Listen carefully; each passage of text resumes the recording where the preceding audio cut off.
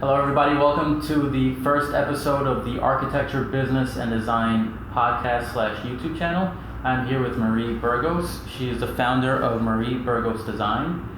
Hi, Marie. Hi. How are you?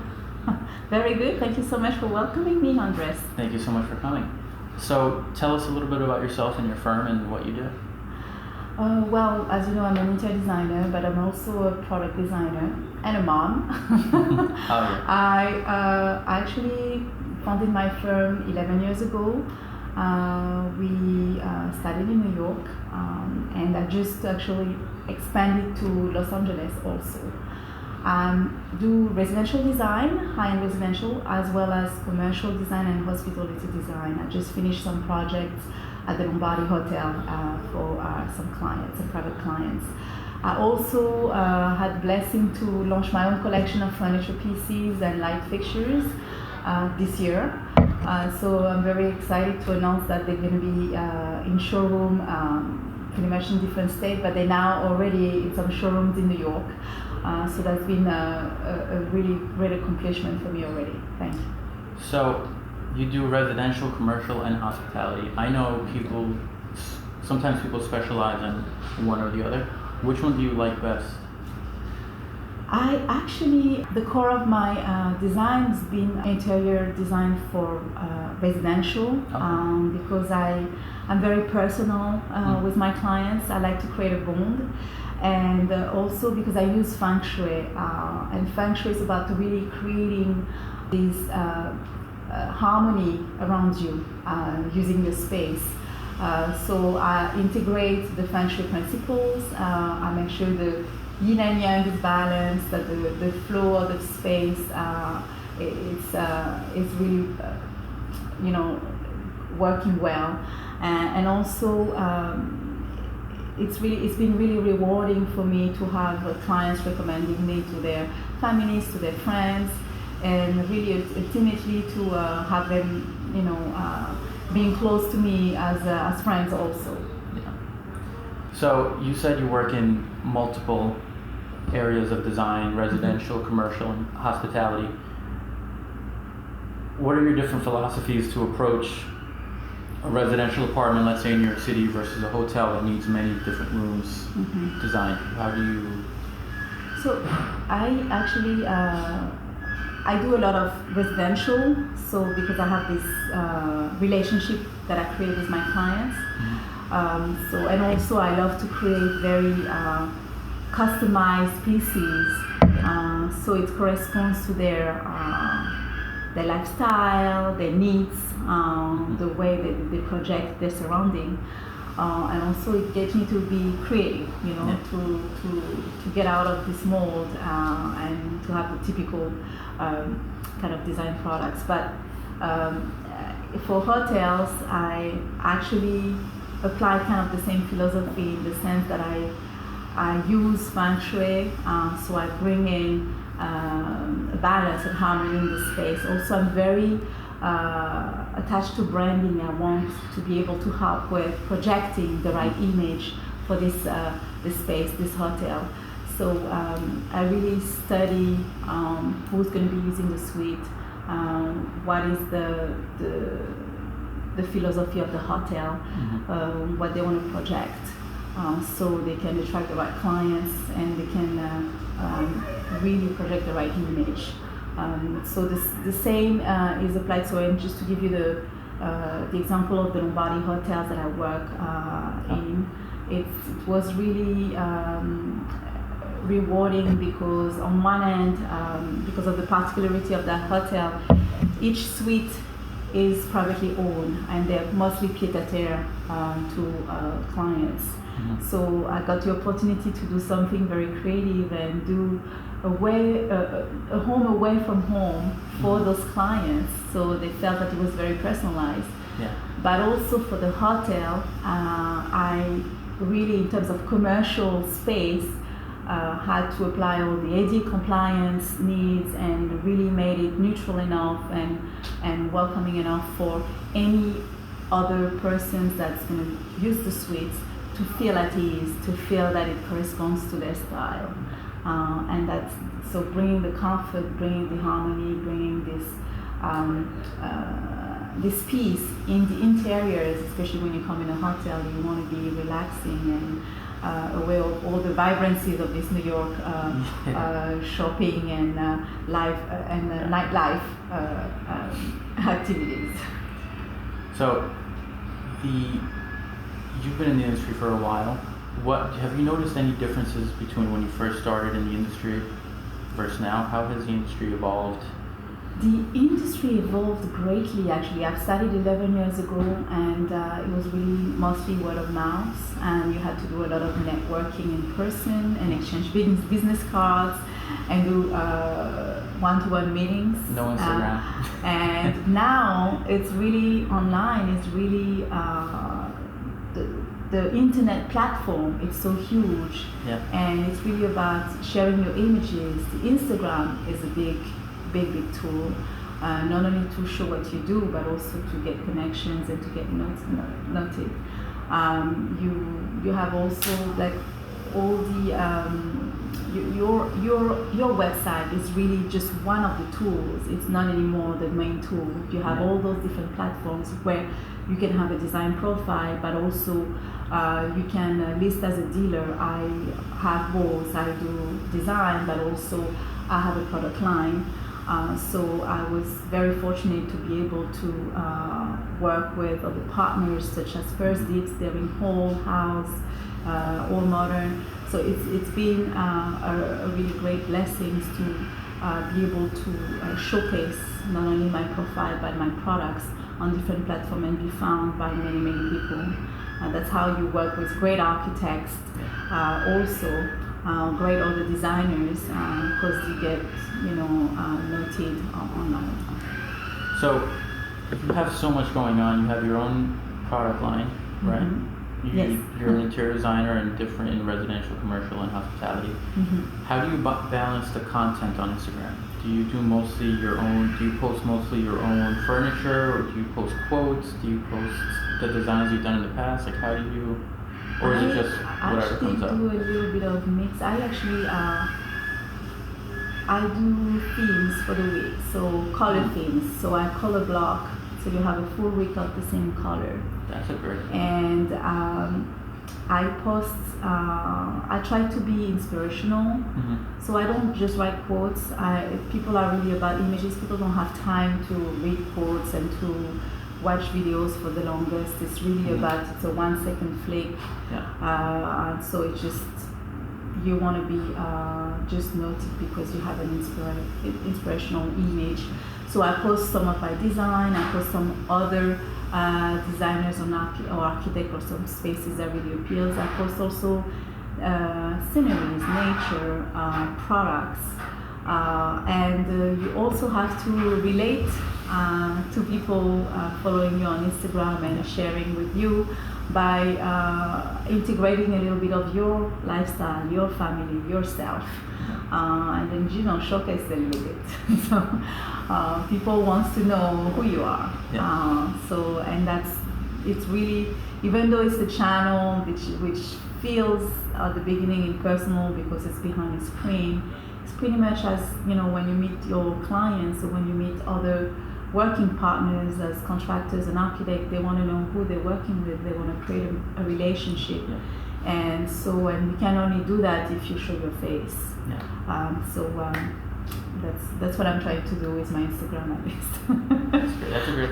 That color, the idea of a color theme for the week is a great idea. I think a lot of people. Well, actually, it wasn't mine. I noticed some are doing fantastic with that. And I just love. It looks very harmonious. It's appealing on the page, and aesthetically, it's not like a mismatch of things. It's just I'm very organized also. So for me, it just felt like order. So, I think any business owner would say that the first couple of years in business are crazy. They're scary. I'm wondering what your experience was when you first started in business, because I know I've seen my dad start plenty of businesses. I've been involved, and the first year you got to deal with getting clients when you don't yet have a portfolio or a lot of evidence of what you can do. You got to deal with cash flow. office space. How was your first year in business? My first year was actually exciting because everything was new. Everything was new in the sense that it was new activities. I never did design before. I actually I have a business background, so I did a business school and then in France, in Paris, and I worked in different countries. I worked in France, in the UK, in Luxembourg, and then finally in New York. And I worked in the corporate world. I was running restaurants before. I was training managers, training teams, and launching new stores and things like that. So it was a very spreadsheet-like and training manual kind of a career. And I have a very creative family. I'm surrounded with creative people. My mother's a painter. One of my brothers is a chef. My other brother is a musician. My husband is a photographer. So I'm surrounded with creativity. And I guess it was always there, and I was kind of aching for it. And then so the first year I started, it was, I redone my rental apartment at the time and helped my friends do their apartments too, and then did my first photo shoots, and also got noticed by the owner of the magazine, World Bride Magazine. They didn't have a home decor section, and they hired me as the editor of the home decor section of the magazine. So I got to style homes and to do, really exciting things. And this is the year also where, because I specialized and really my age was about Feng Shui, which is this Asian philosophy of creating balance and harmony around you by using, the floor plan, the lighting, the different textures and colors and natural elements, wood, fire, earth, metal, water. So I really focused on energy. I really focused on bringing happiness and things like that. So even though it was a tough year because I transitioned from from a full salary to nothing. So it was exciting in the sense that I was doing activities that I'd never done before, and it was beyond what I imagined. I didn't know this profession fully. I studied in NYU for design. I also specialized in Feng Shui and became graduated as a Feng Shui expert. And I was that first year I was in Time Out New York as published as a Feng Shui expert in New York. But it was a roller coaster of events. Yeah, I can imagine. But a very exciting year. That's great. So, has there ever been a project or a phone call for a project that you got that you said, this may be too big? At the time that you thought, because I know we've gotten calls that were like, wow, we've never done that before. We think we could do it, but it's definitely stretching our comfort zone. Have you ever gotten that feeling I'm always actually comfortable with change. I just pick up luggage and move. I have 2 children, a husband and 2 children, and I just moved everybody to LA. We did in the same months move of an office, apartment, and a house all together. It was, I'm really, so when I have new projects, that are bigger than the previous one, I'm actually very excited about the odds and feel very blessed that I've been chosen to do it. So so yes, sometimes you feel like you're biting more than you can chew. Exactly. But that's when I would say your good star is hitting, and it's right there. And the friends that you've been helping and the people you've been supporting are appearing out of nowhere to support you and help you too. Yeah, I agree. It's about exchange and energy and creating those relationships, and it's been working really well for me. That's great. Yeah, I agree. I never want to say no to a project. I always want to push our limits. Sometimes our employees or business partners say, "Oh my God, that's scary. What if it doesn't work out?" We'll figure it out. I always use the philosophy: if the United States could put someone on the moon, we can get this furniture piece done. Yeah, I think we can figure out how to make it work. It's true. Absolutely. And sometimes you have the almost impossible projects where you're remodeling 12,000 square feet of 3 floors home in the middle of New Jersey or Connecticut, and the clients are moving in 3 months. But you make it happen because you have a magic team of contractors you've been working with for years. You have a great team of designers in your office that actually pumped up to make it happen, and everybody's excited. And your mill workers is shipping things from Italy, and it happens. The whole idea is to create miracles around you. I mean, like to really make the end client happy, and for you to feel excited, rewarded, and that you're achieving things and live your life fully. This is a great industry, right? Because I never look at the clock during the day like, oh my God, this day is going so slow, because there's always something happening. Always a deadline, always a new project to talk about. So I remember previous careers I've been in, it's been like, oh my God, it's 2 o'clock in the afternoon, when do I get out of work? But in this industry, you're getting on the subway, going to meet with a client somewhere, coming back to meet. It's very... There's never enough hours in the day, right? Yeah. Never enough hours never in the day, dull but moment. it's... yes, and also things always seems to take longer than expected. Mm-hmm. But a lot of times, you have to not to try to focus on the time, but on the experience and the quality of what you're producing, because that's what makes a difference.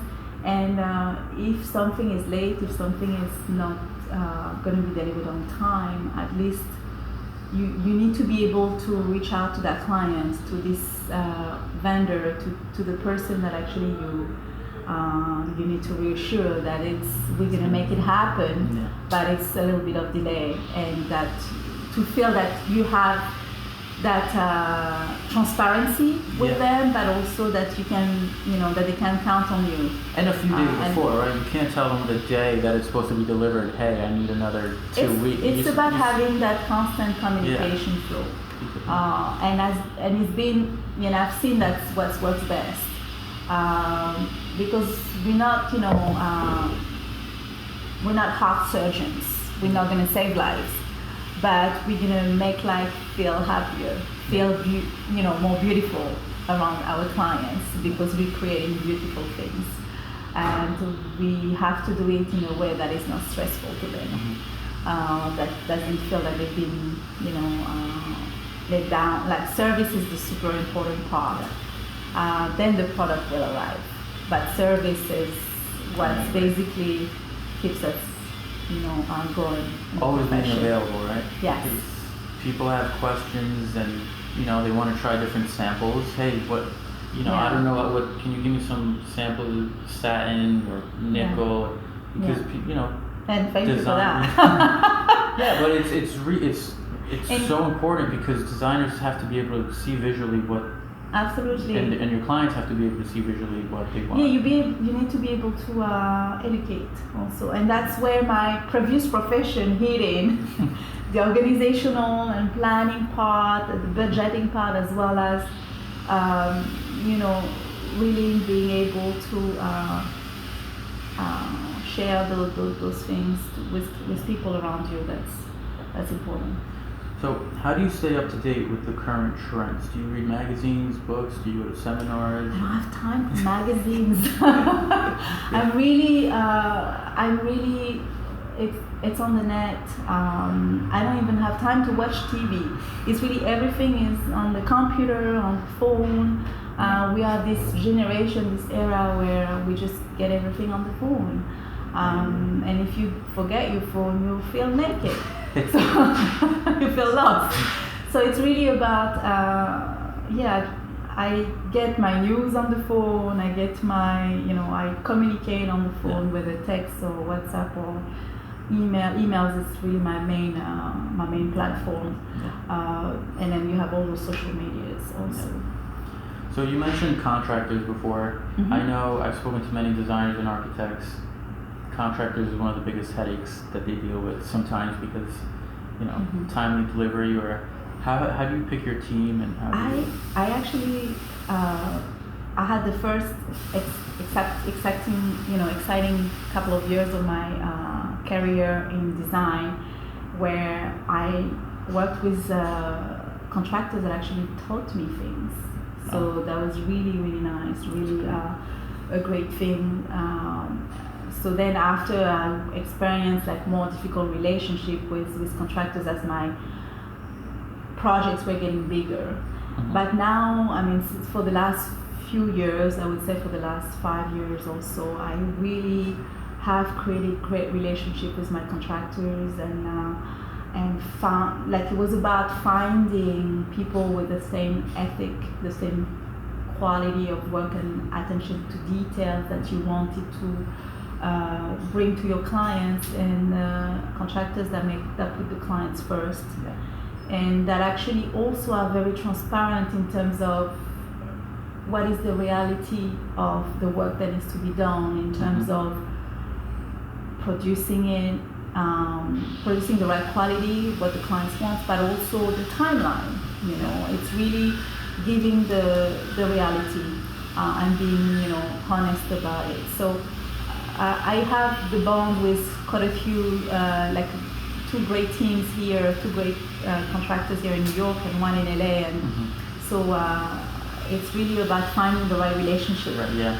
So I can't complain about contractors. There's some great ones out there, Yeah. some really, really great professionals and great craftsmen too. That care, right? I've dealt with contractors too that care almost more than I, like, hey, like, they're so detail oriented that they're like, I want you to see this, this, and this. And those ones are pearls to work with. I've also dealt with people that, you call to ask a question and they're annoyed. And it's like, we're supposed to be a team. But yeah. So what's in the works for you? What's coming up in the future for you? What are you working on? I mean, lots of great things. I have 5 projects in New York, so I'm going back and forth. I'm just visiting New York now. I have a project in LA. And it's a nice, beautiful West Hollywood home. I have projects in Florida also for clients that I've done offices for in New York. So they got properties in different states. So now I'm doing other states. And also, like, my product line is expanding. We're integrating floor lamps and table lamps now out of the lighting collections. We also have more coffee tables, more furniture pieces coming up at the end of the year. And we just partners with showrooms actually to showcase our pieces in New York so far. So it's a very exciting outcome. So I'm really grateful for the blessings that I'm receiving. So and I made 2 CMI producing wonderful products, and I'm really grateful for the partnership. Because it makes a difference in terms of presenting the right products to your clients, whether they're residential or commercial clients. So you can show samples, you can have finished products to show them. Also, it's like if you have light fixtures that are coming from Europe and they need to be UL listed, they need to be wired to the right, to the US standards. You're doing all that, so I just feel like I have a great partner to work with. So great, I appreciate it. So, where can people find out more about you if they want to look at your designs, if they want to reach out to you? How can they get in touch with you? So my website is marieburgosdesign.com.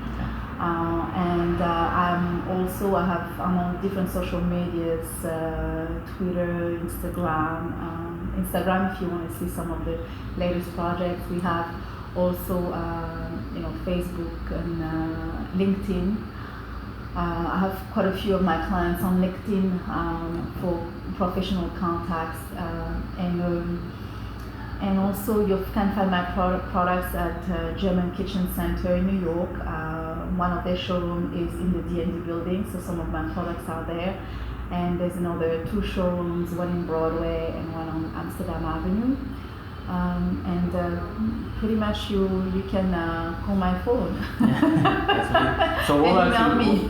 We'll put a link to all that. We'll put a link to your website on the video somewhere. Yeah. Your Instagram, your Twitter, your LinkedIn, so people can reach out to you and see all your beautiful designs. I've seen the designs; they're amazing. Thank you tell so you much. put a lot of thought into it. I appreciate it. Yeah. There's a new design upcoming that's going to be on the website next week, new that's going to come up on all the different medias also, and future publication also. So excited. Okay. All right, Marie. Thank you so much for coming by. Thank you so much, Andres. Really appreciate it. All right. Tune in next week for our next episode of Architecture, Business, and Design.